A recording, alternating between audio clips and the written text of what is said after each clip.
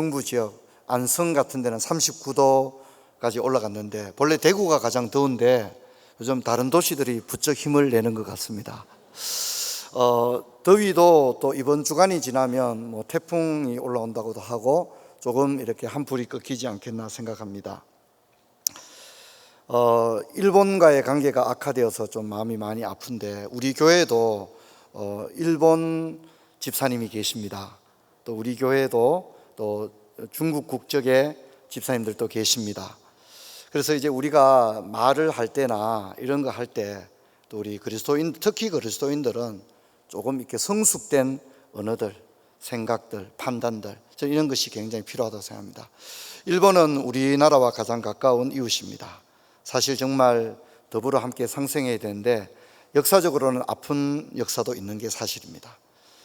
그래서 그러나 우리 후손들이 언제나 서로 원수같이 살아갈 수는 저는 없다, 이렇게 생각되고, 단기적으로는 정치, 경제 이런 데 이제 갈등들이 있다가 해소되기도 하고 이렇게 되지만 우리가 국민들 전체에게 제가 얘기할 만한 입장은 못 되지만, 우리 그리스도인들은 또 일본 민족을 위해 기도하고 일본 성도들을 위해서 기도하고 또 우리 한일 관계를 위해서 우리가 기도하고 그렇게 하기를 주의 이름으로 축원합니다. 야곱 설교를 오늘 세 번째 하게 됩니다. 제가 첫 번째는 베델, 야곱과 베델, 그리고 두 번째는 7년을 며칠 같이 이렇게 했고요. 세 번째는 오늘 내 출생지로 돌아가라. 그리고 이제 야곱 이야기는 한 번 더 설교를 남겨두고 있는데, 내 이름은 이스라엘이다, 이런 제목으로 설교를 하게 되겠습니다. 여러분, 야곱은 이삭과 리브가의 둘째 아들입니다. 근데 이들의 그 출생 과정이 참 너무 재밌는 이야기죠. 태어날 때 특이하게 태어납니다. 형이 먼저 나오고 동생이 태어나는 이런 쌍둥이가 태어났는데, 동생이 형의 발꿈치를 잡고 태어난 거예요. 이것도 특이한데, 성경은 이제 언제까지 발꿈치를 붙들고 있었는지는 안 나와요. 근데 분명하게 그 태어날 때 첫째 애가 태어나고 그리고 좀 있다가 또 둘째 애가 태어나고 그렇잖아요. 그렇죠? 그런데 어떻게, 동생이 어떻게 태어났다고요? 형 발꿈치를 붙들고 태어났는데, 이 언제까지 발꿈치를 붙들고 있었는지가 저는 사실 좀 궁금해요. 제 생각에는 태어나서도 계속 형 발을 붙들고 있었지 싶습니다. 제 생각에는. 야곱의 성격을 생각하면 천국에 가서 이제 물어봐야 될 일인데, 하여튼 이것이 이제 야곱이고, 성경 한번 볼까요? 25장 우리 다 아는 이야기지만 25장 25절부터 26절 25, 26절 같이 읽어볼까요? 먼저 나온 자는 붉고 전신이 트롯 같아서 이름을 에서라 하였고, 후에 나온 아우는 손으로 에서의 발꿈치를 잡았으므로 그 이름을 야곱이라 하였으니, 리브가가 그들을 낳을 때에 이삭이 60세였더라. 아멘. 이 쌍둥이가 태어날 때에 너무 특이했기 때문에 그게 다 이름이 된 거예요. 형 에서는 온몸에 뭐 트롯을 입은 것처럼 또 이 몸이 붉고 그런 거예요. 그래서 에서다, 붉다, 이런 뜻의 에서, 이렇게 이름을 지었죠. 우리말로 지을 때는 그냥 제 생각에 이름을 외자로 홍 이렇게 지었을 것 같아요. 어쨌든 그렇게 이름을 지었습니다. 둘째는 태어날 때 형의 발꿈치를 탁 잡고 태어난 거예요. 이게 또 너무 특이하잖아요. 그래서 그게 야곱의 이름이 됩니다. 야곱의 이름의 뜻이 그겁니다. 야곱의 이름의 뜻이 발꿈치를 잡았다 이런 뜻이 아니고, 남의 이익을 가로채는 자, 이런 뜻입니다. 날 때도 뭡니까? 남의 힘을 이용해서 태어나는 거야. 형 발꿈치 잡고 나오는 거예요. 그래서 그게 야곱의 이름이 되었습니다. 그런데 하나님은 이런 야곱의 인생을 다루시고 인도하시고 빚으시고, 그리고 마침내는 하나님이 원하셨던 야곱의 모습으로까지 변모를 시키시거든요. 근데 야곱을 보게 되면 야곱은 갑의 인생이 아니라 을의 인생입니다. 그는 어떤 강자가 아닌 약자였습니다. 그래서 그는 몸부림을 칩니다. 물론 이제 그 몸부림은 도덕적으로 윤리적으로 모범이 될 만한 그런 몸부림은 아니죠. 뭐 살아보려고 형도 속이고 아버지도 속이고 그렇게 합니다. 근데 이런 야곱의 모습을 보면 좀 애처롭습니다. 어떻게든지 살아남아 보려고 몸부림을 치는 거든. 근데 힘으로는 안 되니까 머리를 써서 거짓말을 하기도 하고 그렇게 하는 겁니다. 근데 이렇게 우리가 야곱의 이야기를 읽다 보면 야곱이 바로 우리 자신들임을 우리가 발견하게 됩니다. 하나님 이런 야곱을 어떻게 이끌어가고 계실까요? 그래서 제가 지난주에 한 가지를 말씀드렸고 오늘 한 가지를 이야기하려고 합니다. 지난주에는 제가 이런 야곱을 하나님이 변화시키기 위해서 선택한 방법이 뭐였다고 그랬죠? 사랑하게 하셨다는 겁니다. 누군가를, 무엇인가를 사랑하게 하는 방법을 통하여 하나님은 야곱의 인생을 바꾸었습니다. 한 여인을 사랑하는 것이었습니다. 7년을, 14년을, 그리고 20년을 한 여인을 위해서 인생을 바쳤습니다. 우리는 살아가면서 많은 다양한 감정을 겪습니다. 미운 감정, 때로는 건태감을 느끼기도 하고요. 또 그렇게 절실하던 것이 어느 날 참 이게 무슨 의미가 있느냐고 손에서 놓아버릴 때도 있죠. 무언가를 좋아하기도 하고 그런가 하면 무언가를 또 누군가를 사랑하기도 합니다. 근데 여러분, 이 사랑한다는 것, 여러분이 그게 무엇이든지 어떤 분은 음악을 사랑합니다. 그리고 어떤 분은 자신의 직업을, 자신의 일을 사랑합니다. 어떤 분은 학문을 사랑합니다. 또 어떤 분은 사람을 사랑합니다. 자녀를 사랑하고 배우자를 사랑하고 그렇게 합니다. 근데 여러분, 어쨌든 그 무엇인가를 사랑한다면 분명한 것은 여러분은 지금 성장하는 중에 있다, 이렇게 이야기를 할 수 있습니다. 사랑한다는 것은 성장하는 것입니다. 자라나고 있는 겁니다. 사랑은 자라게 합니다. 사랑은 깊어지게 하고 인생을 숭고하게 합니다. 사랑은 놀랍고 신비롭습니다. 강력한 변화와 에너지를 가지고 있습니다. 그래서 이 사랑의 감정을, 그 무엇도 이 사랑의 감정을 이길 수 있는 것은 없습니다. 여러분, 어느 순간 자신의 가정이 너무 사랑스러운 겁니다. 아이들이 너무 사랑스럽고 그 아이들을 보기만 해도 막 눈물이 납니다. 그리고 어느 날 아이들이 보석처럼 반짝반짝 빛나고 있다는 것을 알게 됩니다. 그리고 배우자가 사랑스럽습니다. 집에서 가족들과 밥을 먹는데도 막 너무 행복하고, 거실에 그냥 앉아 있는데도 막 행복하고, 누워 있는데 행복이 밀물처럼 밀려오는 것입니다. 그것은 여러분이 지금 성장하고 있다는 것입니다. 그 무엇이 성장하든지 분명히 성장하고 있는 겁니다. 인격적으로 성장하고 있든지, 성품이 성장하고 있든지, 인생에 대한 깊이가 성장하고 있든지 분명히 성장하고 아름다워지고 빚어지고 그렇게 되고 있는 것입니다. 그래서 여러분, 이 사랑한다는 것은, 이 사랑의 감정은 굉장히 생산적입니다. 사랑의 감정은 우리를 전진하게 하고 사랑의 놀라운 열매들을, 결과물들을 우리에게 안겨주는 겁니다. 직장도 마찬가지입니다. 자기 일한다는 게 너무 행복한 거예요. 일하면서 막 희열을 느끼는 거예요. 직업이 있다는 것, 나를 인정하고 회사에서 나를 채용해 주었다는 것, 회사에서 내 능력을 인정하고 어떤 중요한 프로젝트를 맡겼다는 것, 그리고 그 일을 내가 해냈다는 것, 그리고 지금 내가 이 현장에, 그렇게도 꿈꾸던 그 현장에 내가 입고 싶었던 그 직업과 관련된 옷을 입고 뭔가 일을 하고 있다는 것, 거기서 굉장한 행복을 느낍니다. 돈은 둘째 문제입니다.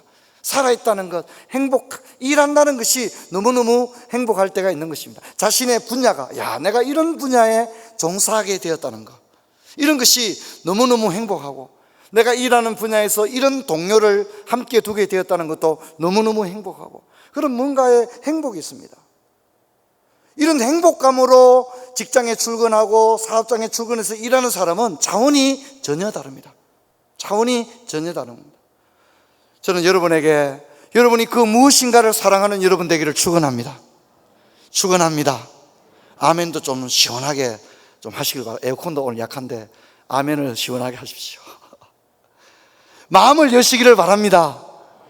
언제까지 욕이나 하고 살겠습니까? 언제까지 뒤통수 대고 욕하고 사장 욕하고 백이동 아줌마 욕하고 말이죠, 대통령 욕하고 그렇게 살면 진짜 행복할까요? 그렇게 살면 시원합니까? 아닙니다. 그건 불행한 겁니다. 그리고 내가 남을 욕하고 남 탓을 하고 원망을 하고 남을 비판하고, 여러분 그건 잘하고 있는 게 아닙니다. 죽어가고 있는 겁니다. 너무 슬픈 일이 아닐 수 없습니다. 여러분, 저는 여러분에게 뭔가 대단한 걸 사랑한 게 아니라, 안 되면 강아지라도 사랑하세요. 강아지, 우리 강아지 이렇게 사랑하시고, 집에 있는 하초라도 사랑하세요. 나는 그 무언가를 정말 사랑해 봤는가? 진짜 내가 마음을 열고 뭔가를 사랑해 봤는가? 여러분 자신을 보기를 바랍니다. 교회도 마찬가지입니다. 여러분, 교회가 뭡니까?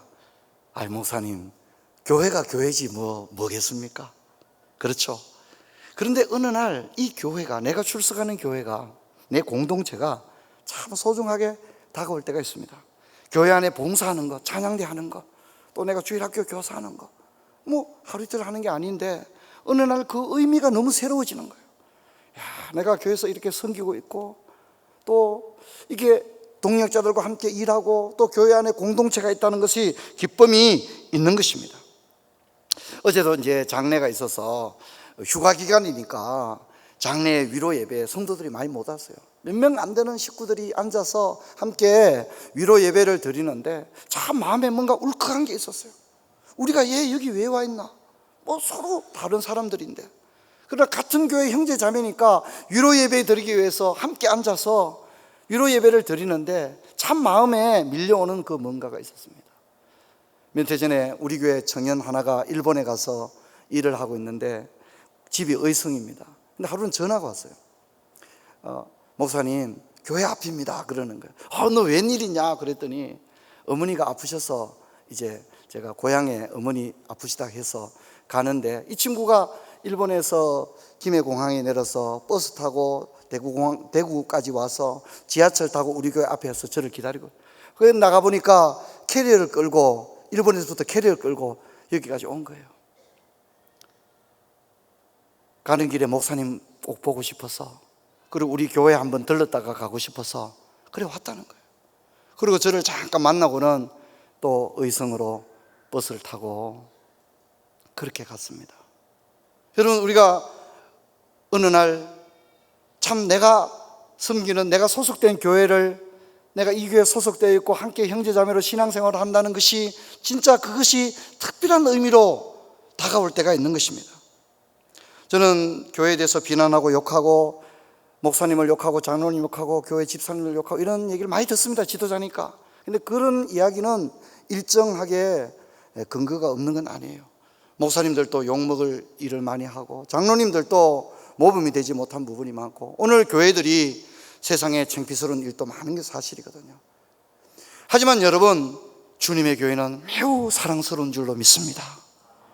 교회가 얼마나 사랑스러운지, 교회가 있다고 하는 것이 얼마나 눈물 나도록 행복한 것인지, 이 교회에 내 어린 자식들과 함께 출석하고, 또 내가 나이가 들어가고, 또 나중에 내 손주가 여기 와서 유아 세례를 받고, 그렇게 살아갈 우리들의 교회. 여러분, 우리가 교회가 소중하게 느껴지고, 교회가 사랑스럽게 느껴지고, 또 예배드리는 이 한 시간이 내 인생에 있어서 매우 소중한 의미 있는 시간으로 느껴지고, 교회의 다른 형제자매들이 소중하게 느껴지고 있다면 여러분은 성장하고 있는 것입니다. 직분과 사역과 봉사와 예배에, 섬김에 행복이 있습니다. 힘든 줄을 모릅니다. 이것은 성장하고 있다는 것입니다. 이와 같은 방법으로 하나님은 한 여인을 사랑하게 했습니다. 형도 사랑하지 않았고 아버지도 사랑하지 않았던 이 야곱이 한 여인을 사랑하게 되었습니다. 한 며칠 사랑하다가 그만둔 게 아니라 7년을, 14년을, 20년을 한 여인을 사랑했습니다. 그리고 이 여인을 사랑하는 동안에 야곱이라고 하는 한 인생도 변화되고 있었습니다. 사랑에 푹 빠져 있는 동안에 하나님은 야곱의 전 인격을 바꾸고 계셨습니다. 이것이 야곱의 인생을 다루시는 하나님의 방법이었습니다. 저는 오늘 하나님께서 야곱을 인도하시고 변화시킨 또 하나의 방법을 이야기하려고 합니다. 그것은 뭐냐면 바로 일하는 것이었습니다. 집에 있던 야곱은 어머니 치마폭에서 어머니와 함께 십자수 나눴던 이 야곱은 드디어 덜에 나가 일하는 직장인이 되었고 일하는 사람이 되었습니다. 그는 드디어 현장에 나가는 사람이 되었습니다. 하루 이틀 일한 것도 아니었습니다. 7년을, 14년을, 20년을 일했습니다. 힘든 줄 모르고 일했습니다. 여러분, 야곱이 열심히 일했습니다. 라반이 까다로운 사람이잖아요. 근데 야곱이 설렁설렁 일했으면 너는 일도 제대로 하지 않으면서 이런 얘기 분명히 했을 겁니다. 근데 여러분, 야곱이 일한 거에 대해서 책을 잡아요, 안 잡아요?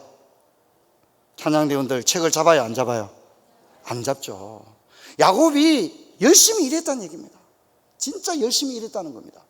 눈치 보면서 시간이나 때우면서 그렇게 일한 게 아니라 이 야곱은요, 열정적으로 사랑했고 또한 열정적으로 일했다는 것입니다. 성경 한번 볼까요?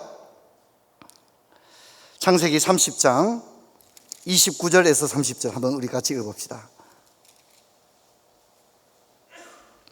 창세기 30장 29절에서 30절 같이 읽습니다. 야곱이 그에게 이르되 내가 어떻게 외삼촌을 숨겼는지 어떻게 외삼촌의 가축을 쳤는지 외삼촌이 아시나이다. 내가 오기 전에는 외삼촌의 소유가 적더니 번성하여 때를 이루었으니 내 발이 이르는 곳마다 여호와께서 외삼촌에게 복을 주셨나이다. 그러나 나는 언제나 내 집을 세우리이까. 그는 열심히 일해서 마침내 라반의 목축업으로 대성하게 하는 일을 이루어내고야 말았습니다. 그럼 여기서 중요한 것은요, 야곱은, 하나님이 야곱을 복 주시는데 야곱에게 언제든지 복을 줄 수 있어요. 근데 하나님은 야곱으로 하여금 먼저 다른 사람을 복되게 하는 일을 하는데 야곱을 사용하신 이후에 야곱에게 또한 하나님의 복을 허락하신 줄로 믿습니다. 이것이 굉장히 중요합니다. 자기밖에 몰랐던 야곱, 나만 잘 되면 형은 어떻게 되든 말든 신경을 안 썼던 야곱, 심지어 아버지마저도 신경을 쓰지 않았던 그런 야곱이 이제는 자신을 돌보지 않았지만 다른 사람을 잘 되게 해주는 인생이 되었다는 겁니다. 야곱이 이렇게 하려고 한 건 아니에요. 야곱이 나 이제부터는 다른 사람을 잘 되게 하는 인생을 살아야 되겠다 이렇게 한 건 아니잖아요. 그런데 결과적으로 하나님이 야곱을 그런 인생을 살 수 있도록 인도하신 줄로 믿습니다. 이게 중요한 거예요. 야곱이 그렇게 결심한 건 아니에요. 야곱이 처음부터 그렇게 멋진 생각을 한 게 아니에요. 야곱이 그렇게 윤리적인 인물이 아니거든요.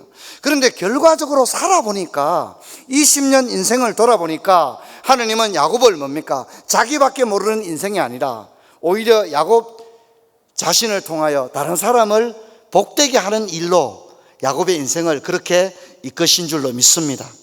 이게 하나님의 방법이었다는 겁니다. 여러분, 성경 하나 더 읽어보십시다. 31장 38절에서 40절 31장 38절에서 40절 같이 읽어볼까요? 내가 이 20년을 외삼촌과 함께 하였거니와 외삼촌의 암양들이나 암염소들이 낙태하지 아니하였고 또 외삼촌의 양떼의 수양을 내가 먹지 아니하였으며 물려 찢긴 것은 내가 외삼촌에게로 가져가지 아니하고 낮에 도둑을 맞았든지 밤에 도둑을 맞았든지 외삼촌이 그것을 내 손에서 찾았으므로 내가 스스로 그것을 보충하였으며 내와 이와 같이 하여 낮에는 더위와 밤에는 추위를 무릅쓰고 눈 붙일 겨를도 없이 지냈나이다. 야곱이 이렇게 살았다는 겁니다. 낮에도 밤에도 일했습니다. 장인 어른의 재산에 손해가 가지 않도록 적당히 일한 게 아니라 몸살이지 않고 일했습니다. 더위와 추위를 무릅쓰고 일했고 잠도 제대로 자지 못했습니다. 하나님은 야곱을 이렇게 살게 했습니다. 태어날 때 형의 발꿈치를 탁 잡고 태어나던 그런 야곱, 형을 속여서 남을 속여서 이득을 얻고자 했던 그런 야곱, 손발로 일하는 게 아니라 머리를 써서 살려고 했던 그런 야곱을 하나님은 이처럼 일에 미쳤을 정도로 성실하고 열심히 그렇게 살도록 했습니다. 희생하고 헌신하고 충성하게 살게 했습니다. 이런 노동의 시간들, 축적된 노동의 시간들, 매일의 성실의 삶, 이런 것들이 흘러가면서 야곱도 서서히 하나님이 원하는 모습으로 변해갔던 것입니다. 그런데 여러분, 단지 열심히 20년 일했는 것만이 우리의 모범이 될 수는 없습니다. 야곱은 20년 동안 많은 일을 겪었습니다. 한 여인을 사랑했고 또 그 여인을 사랑하며 살았는데 어느 날 4명의 부인과 12명의 자식을 두게 되었습니다. 사랑의 누림을 얻고 여인을 위해 살았는데 그는 어느 날 자신의 인생을 돌아보게 됩니다. 성경 한번 볼까요? 30장 30절. 아까 읽었던 본문인데요. 한 번 더 같이 읽어봅시다. 내가 오기 전에는 외삼촌의 소유가 번성하여 때를 이루었으니 내 발이 이르는 곳마다 여호와께서 외삼촌에게 복을 주셨나이다. 그러나 나는 언제나 내 집을 세우리까. 야곱이 어느 날 자기 인생을 돌아보니까 빈손인 거예요. 고향을 떠날 때도 빈손이었는데 지금도 여전히 빈손이라는 사실을 발견하게 된 것입니다. 그래서 그는 말합니다. 나는 언제나 내 집을 세울까. 여호와께서 외삼촌에게 복을 주셨는데 저는 지금 빈털털입니다. 저는 언제나 일가를 이룰 수 있습니까? 저는 언제 집장만 합니까? 저는 땅 한 평도 주식 한 장도 없습니다. 내 이름으로 된 재산이 하나도 없습니다. 저는 은행에 돈도 한 푼 없습니다. 나는 언제쯤 내 집을 일으킬 수 있나요? 이렇게 야곱이 자신의 인생을 돌아봤습니다. 그래서 하나님께서 야곱에게 이제 복을 주시는데 야곱은 라반과 계약을 맺습니다. 정상적인 양들은 다 장인 어른의 양이고 점이 있거나 얼렁지거나 검은색의 그런 양들은 야곱의 재산이 되는데 결론은 아주 간단합니다. 여러분 이미 다 알고 있습니다. 성경 한번 볼까요? 창세기 30장 43절 같이 읽겠습니다. 이에 그 사람이 매우 번창하여 양떼와 노비와 낙타와 나귀가 많았더라. 야곱이 부자가 되었습니다. 근데 여러분 야곱이 어떻게 부자가 되었습니까? 야곱이 유전자 조작이나 양떼들의 잉태 과정에서 속임수를 쓴 겁니까? 여러분 어떻게 생각합니까? 그리고 야곱이 부자가 되었는데 야곱은 자신이 부자가 된 것에 대해서 어떻게 이해하고 있을까요? 우리 읽었던 성경인데 또 한번 볼까요? 31장 11절에서 13절을 우리 아까 읽었죠? 중요한 것은 12절만 우리가 같이 한번 봅시다. 31장 12절 우리 같이 읽어볼까요? 이르시되 내 눈을 들어보라. 양떼를 탄 수양은 다 얼룩무늬 있는 것, 점 있는 것, 아롱진 것이니라. 라반이 내게 행한 모든 것을 내가 보았노라. 이게 하나님의 이유입니다. 야곱을 복 주신 이유입니다. 하나님이 간단하게 얘기합니다. 내가 모든 것을 봤다라고 얘기합니다. 네가 20년 동안 얼마나 열심히 일했는 거 내가 다 봤다. 그리고 너 장인이 너한테 못되게 했던 것도 내가 다 봤다고 합니다. 하나님께서 야곱아 네가 얼마나 열심히 일했는지 내가 보았노라 이렇게 말한 게 아니라 하나님 뭐라 말하죠? 내가 라반이 너에게 행한 모든 것을 보았다 그렇게 한 겁니다. 성도 여러분, 하나님은 우리를 보시지만 우리 주위에 있는 사람도 다 봅니다. 하나님은 야곱만 본 게 아니라 야곱 옆에 있는 라반을 보고 계십니다. 여러분 우리에게는요 라반 같은 사람이 있잖아요. 우리한테 못되게 하는 사람들, 우리를 막 스트레스 주고 너무너무 힘들게 하는 그런 사람들 있잖아요. 여러분 우리가 그런 사람들 때문에 힘들지 않습니까? 우리 인생에서 우리 앞길을 가로막는 사람도 있고 진짜 내가 잘못한 게 없는데 왜 나를 그렇게 미워하는지, 진짜 왜 나를 이렇게 미워할까, 그런 게 있지 않습니까? 근데 하나님께서 아시는 겁니다. 하나님이 야곱에게 뭐라 합니까? 야곱아 내가 너를 보았다 이렇게 말하는 게 아니라 뭐예요? 내가 라반이 너에게 어떻게 하는지를 다 보았다 이렇게 얘기하는 겁니다. 그래서 하나님께서 이것을 아시고 야곱에게 갚아주신 줄로 믿습니다. 여러분 힘들고 어려울 때 이 말씀을 기억하시기를 축원합니다. 하나님이 다 보고 계시다는 것을 기억해야 됩니다. 그래서 하나님께서 네가 눈을 들어 바라봐라. 네 주위의 양들을 한번 바라봐라. 다 점 있고 아롱지고 검은 양들이 아니냐. 다 이제 이게 너희 것이다. 이렇게 이야기를 합니다. 그러므로 야곱의 복은 야곱이 자신의 능력으로부터 온 것이 아니라 하나님께서 야곱에게 주신 은혜였다는 사실을 우리는 알아야 합니다. 그 하나님께서 모든 걸 보았다고 이야기를 하시는 것입니다. 그래서 하나님께서 그에게 넘치는 은혜와 복을 주신 것을 우리가 볼 수가 있습니다. 우리 성경을 같이 한번 읽어볼까요? 31장 41절에서 42절을 같이 한번 읽도록 하겠습니다. 41절 내가 외삼촌의 집에 있는 이 20년 동안 외삼촌의 두 딸을 위하여 14년, 외삼촌의 양떼를 위하여 6년을 외삼촌에게 봉사하였거니와 외삼촌께서 내 품삯을 10번이나 바꾸셨으며 우리 아버지의 하나님 아브라함의 하나님 곧 이삭의 경외하는 이가 나와 함께 계시지 아니하셨더라면 외삼촌께서 이제 나를 빈손으로 돌려보냈으리이다. 마는 하나님이 내 고난과 내 손의 수고를 보시고 어젯밤에 외삼촌을 책망하셨나이다. 아멘. 여기서 뭡니까? 야곱이 뭐라고 말합니까? 야곱이 뭐라고 하죠? 야, 이건 다 내 능력이야. 내 수완이야. 이렇게 말하지 않습니다. 야곱의 말은 뭡니까? 이 모든 것은 하나님의 은혜라고 말하고 있는 겁니다. 하나님이 내 고난을 보셨고 내 수고를 보시고 내게 축복하신 것이다. 그렇게 야곱이 이야기를 하고 있습니다. 성도 여러분, 우리가 인생을 어느 정도 살다 보면 어느 순간 돌아보면 뭔가를 하나님이 내게 주셨어요.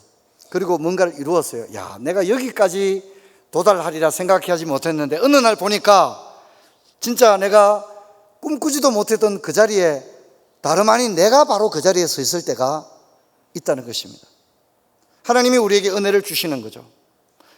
꿈꾸지도 못했던 일들이 우리 가운데 일어날 때가 있는 것입니다. 여러분, 그럴 때 우리는 두 가지를 반드시 생각해야 됩니다. 그 첫 번째는 모든 것은 하나님의 은혜라는 점을 분명히 알아야 한다는 겁니다. 내가 자수성가했다 이렇게 말하면 안 됩니다. 하나님의 은혜였다는 것을 분명히 알아야 합니다. 야곱은 그것을 알았습니다. 그래서 고백합니다. 이것은 하나님의 은혜라고 고백하는 겁니다. 하나님이 내 고난과 수고를 보셨기에 내게 이런 은혜를 주셨다. 그렇게 그는 고백하는 겁니다. 지금까지 속임수로 살았고 머리로 살았던 야곱은 이제 우직하게 일하고 가슴으로 사는 사람이 되었습니다. 그리고 이 모든 것은 하나님의 은혜라는 것을 알게 되었습니다. 여러분, 이 사실로부터 1mm라도 비껴나게 되면 교만해집니다. 그래서 바울은 고백하죠. 나로 나된 것은 하나님의 은혜다. 여러분, 은혜를 잃어버리면 계도를 이탈하게 됩니다. 그래서 사도 바울 같은 경우에는 몸에 가시와 같은 병이 있었지만 하나님께서 그 병을 안 고쳐주시는 거예요. 왜 안 고쳐주죠? 너무 자고치 않게 하려 합니다. 사도 바울이 너무나도 놀라운 능력을 가졌잖아요. 이렇게 수건만 얹어도 병이 막 나았거든요. 여러분, 임종구 목사가 수건만 막 얹어도 병이 나면 어떻게 되겠어요, 여러분? 더 이상 등록을 받지 않습니다. 이래 돼야 되겠죠, 우리 교회가. 그렇지 않겠습니까? 목사님 수건만 얹어도 병이 나면 옆에 있는 동상병원이 얼마나 힘들겠어요. 생각해 보세요. 근데 누가 그랬다고요? 바울이 그랬다는 거예요. 여러분, 사람이 능력이 있고 힘이 있으면 교만할 수가 있는 거예요. 그래서 하나님께서 바울에게 몸에 가시 같은 질병을 주신 거죠. 그래서 내가 약할 때 오히려 더 강함이라 그렇게 살게 하신 겁니다. 그래서 여러분, 우리가 뭔가를 이루었다면 어느 날 돌아보니까 하나님이 주신 은혜가 너무 큰 거예요. 그럴 때 우리는 고백할 수 있어야 됩니다. 이것은 하나님의 은혜다. 나로 나된 것은 하나님의 은혜다. 이렇게 고백할 수 있는 저와 여러분 되기를 바랍니다. 근데 여러분, 이것이 분명한 사람은 늘 하나님 앞에 설 때마다 은혜가 있습니다.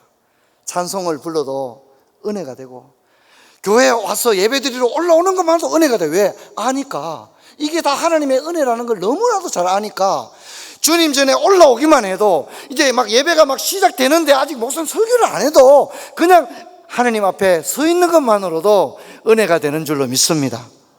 근데 여기서부터 벗어나면 그때부터 교만한 거예요. 다른 사람들이 우습게 보이는 거예요. 다른 사람 신앙생활 하는 거 우습게 보이고 아유 다 못나게 보이는 거예요. 그러면 그때부터 불행해집니다. 여러분, 두 번째 기억해야 되는 것은 출생지로 돌아가라는 얘기입니다. 사명을 깨닫는 겁니다. 야곱이 왜 삽니까? 야곱이 누굽니까? 또 야곱은 하나님과 어떤 언약을 맺었습니까? 여러분, 그것은 고향으로 돌아가야 됩니다. 여러분, 야곱이 베델에서 하나님과 약속을 했죠. 돌을 베게 하고 누워 자면서 뭐라고 약속했습니까? 하나님, 나를 고향으로 무사히 돌아오게 해 주십시오라고 약속을 했어요. 그리고 하나님은 그렇게 하겠다고 약속을 했고, 야곱은 그 약속의 징표로서 11조를 드리겠다고 했고, 하나님은 야곱에게 뭐라 했죠? 네가 돌을 베게 하는 땅, 베게 하고 누운 땅을 너에게 줄 것이다 그런 거예요. 그래서 이 약속이 지켜져야 되는 거예요. 그래서 하나님께서 뭐라고 합니까? 31장 13절에 나는 베델의 하나님이다 그렇게 말합니다. 나는 베델의 하나님이다. 내가 거기서 기름을 붓고 거기서 내게 서원하였으니 이제 일어나 네 서원을 지켜라. 네가 서원했는 거 지키라고 합니다. 여러분 보십시오. 야곱은 이제 살만합니다. 장인어른 그만 납니다. 장인어른이 이제 야곱 눈치 봐야 됩니다. 20년 동안 현장에서 잔뼈가 굵었기 때문에 목축업 분야에는 야곱이 이론이나 실전에서 야곱을 당할 수 없습니다. 이제 살만합니다. 그런데 하나님이 야곱에게 뭐라 합니까? 네 이제 여기 짐 싸라, 출생지로 돌아가라, 그렇게 얘기합니다. 아니, 나 하나님 못 돌아갑니다. 나 이제 뭐 여기 살겠습니다. 받던 아람이 좋습니다. 너 여기 기반 잡았고 이제 나 여기서 그냥 아이들과 함께 살렵니다. 야곱이 뭐 말하려면 얼마나 말할 수 있겠어요? 애 12명이나 되는데 학교 옮기려고 해도 머리 아프고 그만 여기 살겠습니다. 그렇지 않겠습니까? 근데 하나님은 단호하게 얘기합니다. 한번 따라해 볼까요? 내 출생지로 돌아가라. 그렇게 이야기를 하는 것입니다. 여러분, 우리가 하나님 앞에 뭔가를 하고 나면 그때부터 주님의 음성을 들어야 합니다. 하나님이 나 같은 사람을 왜 여기까지 인도하셨지? 내가 자격도 능력도 없는데 하나님, 지금 내가 앉은 이 자리, 내가 서 있는 이 자리가 내가 능력이 있어서 여기까지 온 자리가 아닌 것을 내가 잘 압니다. 그러면 그때 우리는 하나님 앞에 고백해야 됩니다. 하나님, 왜 나를 여기까지 이끄셨습니까? 진짜 아무 자격이 없는데 왜 나에게 이런 은혜를 주었습니까? 그때 하나님의 말씀은 단호합니다. 네 출생지로 돌아가라는 겁니다. 이제 네가 서원을 지킬 때가 되지 않았느냐? 여러분, 저와 여러분이 하나님 앞에 서원한 것들이 있을 겁니다. 하나님, 나 이런 인생을 살겠습니다. 하나님, 내게 은혜를 주셨는데 내가 죽기 전에 주님 앞에 이런 인생을 살다가 주님 앞에 가겠습니다. 저마다 서원이 다 있을 겁니다. 저는 서원을 고등학교 때 했습니다. 선교사의 길을 가겠노라고 그때 하나님 앞에 서원을 했습니다. 새벽 기도하면서 하나님 앞에 울면서 제가 서원을 했죠. 제가 서원을 했을 때 제가 이렇게 서원했어요. 하나님, 저는 이제 복음을 위해 살겠습니다.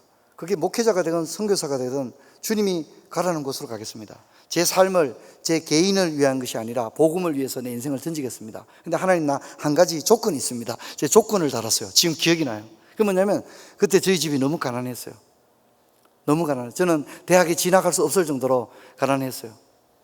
아버지 어머니도 삶이 너무 힘드셨고 우리 6남매의 삶도 너무 힘들었어요. 제가 하나님 앞에 제 사진을 드리면서 하나님 아버지, 내가 주의 길을 간다면 내 부모님이나 우리 형제들을 위해서 내가 살 수 없습니다. 하나님, 우리 부모님과 우리 형제들의 삶을 주님의 손에 맡깁니다. 하나님께서 우리 부모님과 우리 형제들이 비참한 삶을 살지 않도록 하나님께서 은혜를 베풀어 주십시오. 그리고 저는 제 인생의 모든 것을 주님의 복음을 위해서 드리겠습니다. 그렇게 서원을 한 것이 기억이 납니다. 근데 저는 주님이 매우 신실하시다고 저는 믿고 있습니다. 근데 야곱도 서원을 했습니다. 베델에서 서원했습니다. 돌을 베개하고 누워 자던 그 돌을 세우고 하나님께 서원을 했습니다. 근데 하나님이 얘기합니다. 나는 베델의 하나님이다. 네가 이제 이만하면 서원을 지킬 때가 되지 않았느냐 얘기합니다. 여러분, 하나님께서 우리에게 너 빨리 서원 갚아라, 너 빨리 서원을 이행해, 그러지 않습니다. 하나님은 기다립니다. 서원을 이행할 수 있을 때가 찰 때까지 어떻게 해요? 기다립니다. 그리고 서원을 이행할 수 있는 때가 되어도 계속 있으면 안 됩니다. 이제는 네가 네 서원을 지켜야 하지 않느냐, 네 출생지로 돌아가라. 이 말은 서원을 이행하라는 얘기입니다. 여러분도 하나님 앞에 맺었던 약속이 있다면, 또 그게 적절한 때가 된다면 여러분 출생지로 돌아가는 은혜가 있기를 바랍니다. 그 출생지는 서원을 이행하는 것입니다. 첫사랑을 회복하는 것입니다. 주님과의 약속을 지키시는 것입니다. 사랑하는 성도 여러분, 출생지로 돌아가십시오. 여러분이 있어야 할 그 자리가 있습니다.